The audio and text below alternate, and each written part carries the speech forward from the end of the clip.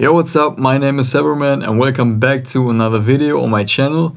So for today's video I remade the drop of Timmo Hendriks' track Memories, which dropped at the beginning of January. So let's check it out.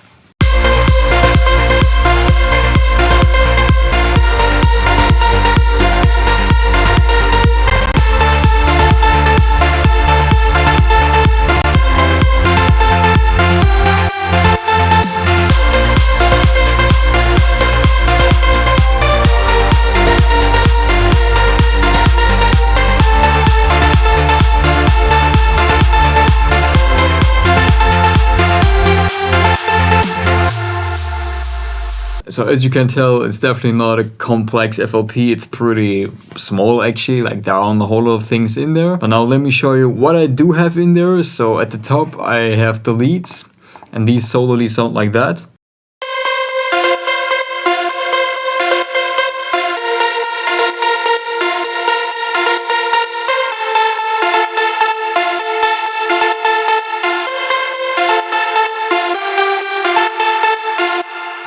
So as you can see, we got 6 layers for the leads. So on the leads I actually did like the most layering, but as you can see, like the leads already take like 25% or 30% of all the sounds that I have in this FLP. So yeah, let's check out the first layer. This one is by Nexus, it's called LD Magnetron. And then the second one is this one, Paradise Leads. Third one, again, like I used a lot of Nexus, as you can tell. This one's actually from Spire, so yeah.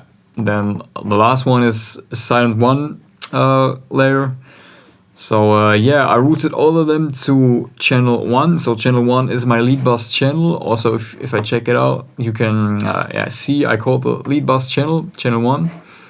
But also with the first layer, I layered it to a separate channel, to channel 2, because I felt like with the first layer I wanted to make it really wide, but I didn't want to do that with all of the layers. So I had the first layer routed to channel 2, and then this one is also going to channel 1, as you can see by this green line right here. But yeah, so channel 1 is like the lead bus channel, and how I process the leads, let's check out that. So first of all, we got 2 equalizers. So this one is for the low and the high cut. So I low cut the leads, in this case at 290 Hz, which is actually quite high, but for this track it worked out. So depends, like usually I tend to go a little lower with the low cut on the leads, but that depends on like the melody. If the melody is sitting quite high in like your, in the key of your track, or like frequency wise, you can obviously also cut the leads higher, like low cut them. And then as always, I high cut everything in my tracks at 16 kHz. I don't know if Timmo Hendriks does that as well, but I just did it. So and I also created this little roll off at the top in order to reduce the higher frequencies a bit. Just made it sound a little softer, a little nicer to the ears. Then we got some more EQing. So with this one I reduced the lower mids a bit, and I also reduced the highs again a tiny bit, because when I referenced this remake to the origin track, I just felt like that it needed this kind of EQing to kind of make it matching with the origin track. Then we got some OTT in order to compress the leads a little bit, and then I widened them up quite a lot with the stereo enhancer. And when I listened to the origin track, I thought the leads were pretty wide, so that's why I tried to widen them up as well. Then we got some P controller and Fruity Reverb. Then we got a low pass filter, and this one is like for automation for the end of the drop. And also this endless smile which I have is for like automation at the end of the drop. So what Timmo Hendriks did, he faded out the leads at the end with like a low pass filter, and I just used the endless smile as well to kind of give it some more reverb at the end to just create a nicer fade out. So basically these 2 automations do this effect.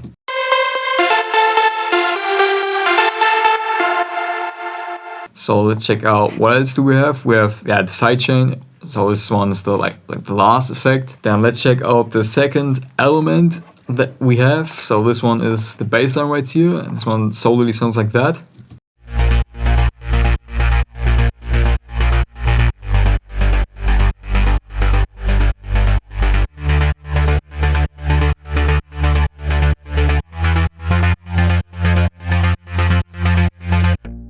So as you can see, for the bass line, I didn't do as much layering as I did with the leads. So I have 2 mid bass layers and then 1 for the sub bass. The mid bass layer, like the first one is from Spire, then the second one is from Silent One. So this first one is like a talk box kind of bass.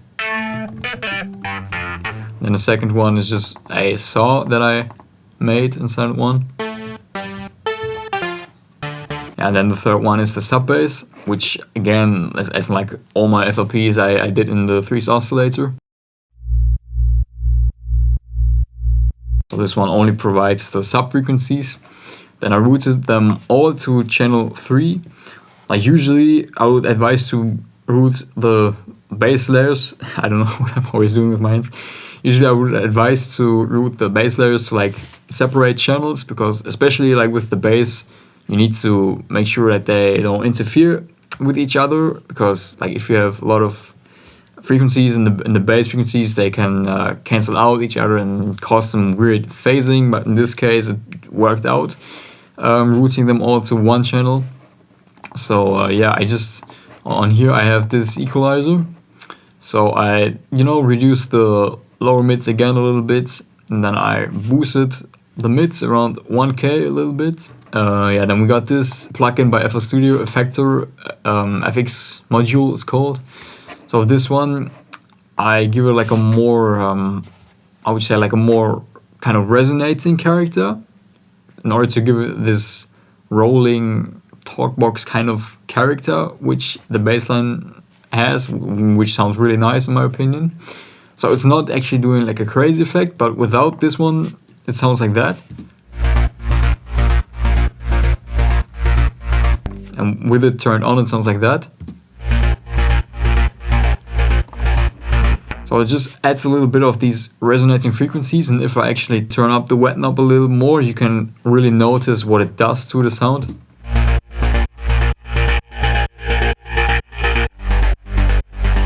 But with this one you need to be really careful, because if you just put too much of it, you will end up with too many like resonating frequencies, which really won't sound that nice.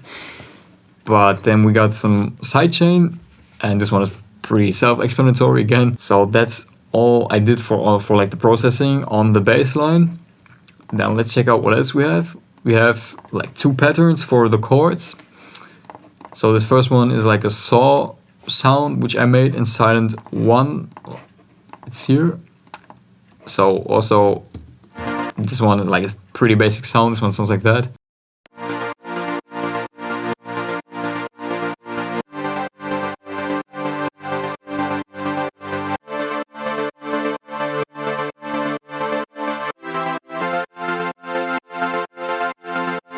So on here we have 2 equalizers again. With this one I really rolled off the highs as well as the lows, because I only wanted to have kind of like the mid frequencies in this sound. Because like with the highs it were a bit too not aggressive, but rolling the highs off made it easier to blend the chords in with the leads in this case. And yeah, also like the low cut in order to remove the lows, because we have these covered with the bass line already. Then the second EQ is this one.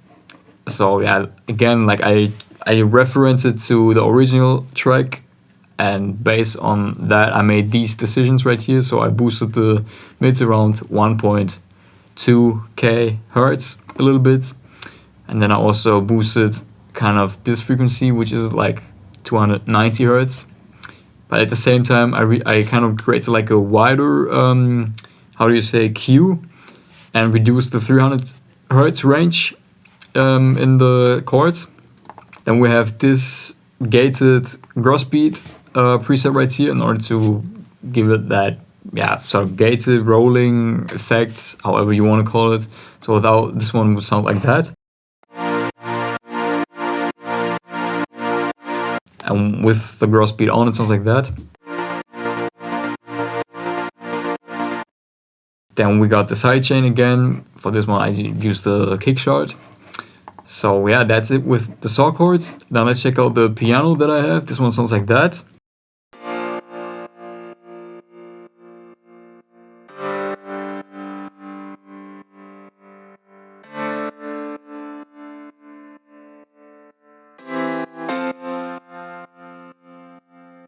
So this one is from True Pianos. This one has really nice, rich sounding piano presets in my opinion. I really like to use this one for pianos. So this one is routed to channel 5, and on here I have this equalizer.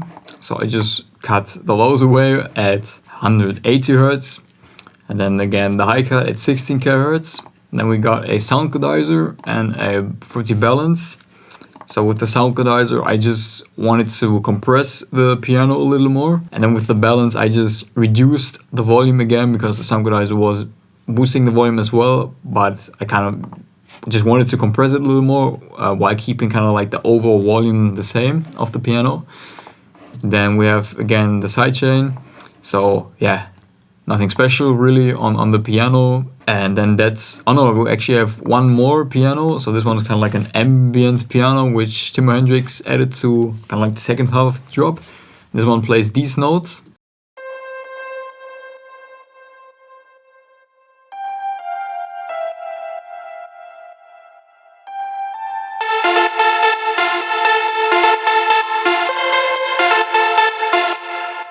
So just playing like in the background, and for this one I use also Nexus, actually not True Pianos, but with this one I felt like this Nexus piano did a really nice job. And then I routed this one to the lead bass channel, so I already showed you these effects. And then we have like all the melodic stuff covered already, so only the drums now are left. So these are the drums. So let me show you these, how these solely sound.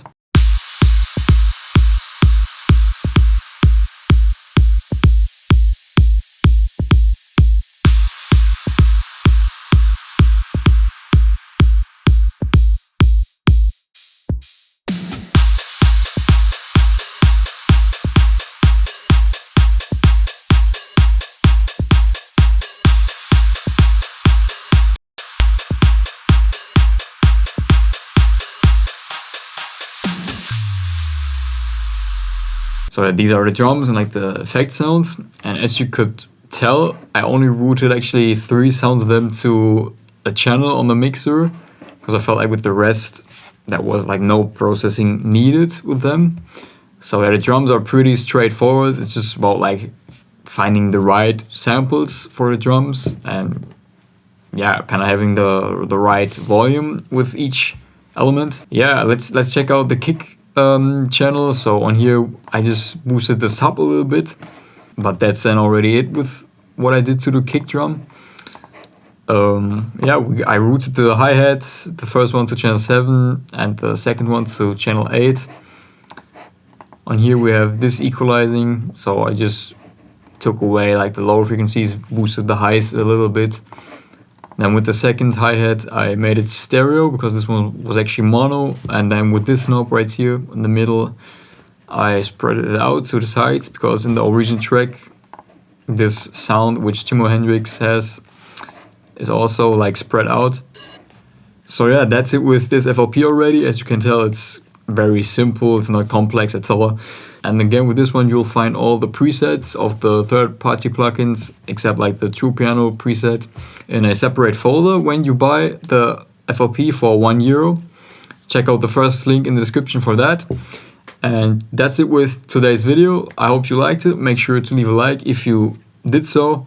Make sure to comment and subscribe if you haven't, and I hope to see you in the next video. Bye.